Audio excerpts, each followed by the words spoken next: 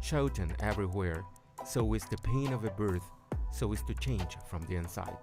Let's look at the sun straight ahead, with the eyes in our chest, in order for our soul to grow and the fruit may be good. See, my child, that the night was not only salt and fear, that in order to become stronger, we had to go through this. And even though you may not acknowledge it and think that we don't see it, the light of a beautiful sun is not hidden. If it would only be your case, if only you would be wind, if only you would be humble, so everything is done. Tomorrow you will be a grandmother, invoke at the bright star. You will be the phrase that flies and crosses over all fear, the hope in this.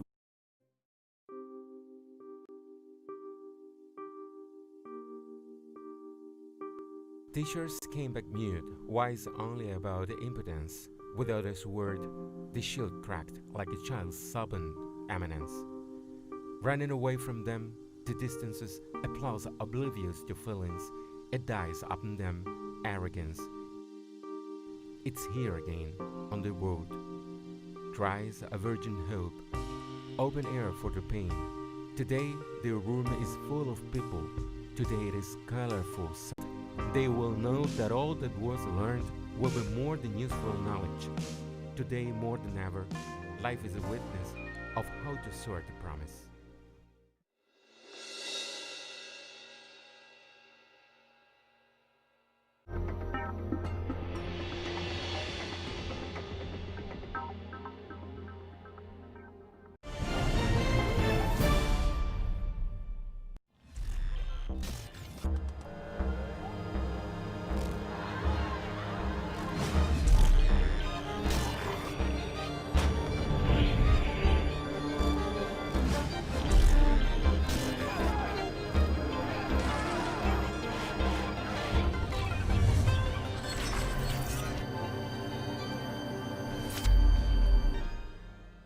Yet another shooting massacre of 17 students in Parkland, Florida has brought the issue of corporate lobbying back into public consciousness, with outrage over the National Rifle Association's power and influence over politicians.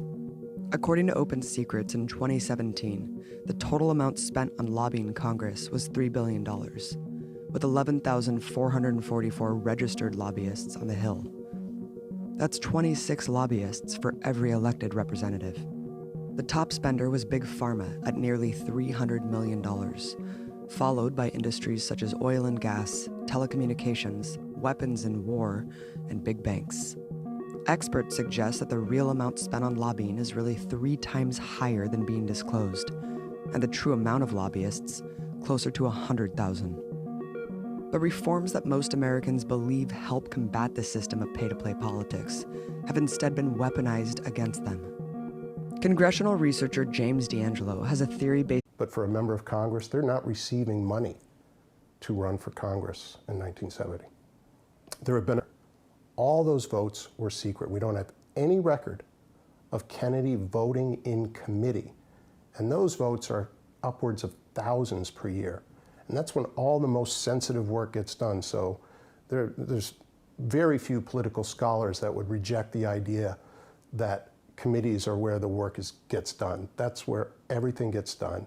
And then the floor vote is considered, as said by many, the show vote. So you basically already know how you're going to vote. So if you're talking about eliminating special interests, if you're talking about taking on a corporation or et cetera, you're going to do that in committee, where the votes have always been secret, dating straight back to the Constitution, the writing of the Constitution, and even before.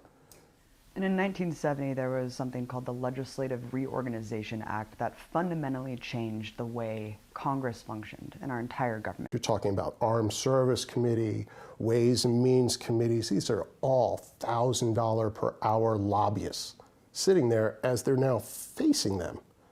It seems like such an honorable initiative. Let's open up Congress. Let's make all the votes public. Let's finally hold these people accountable.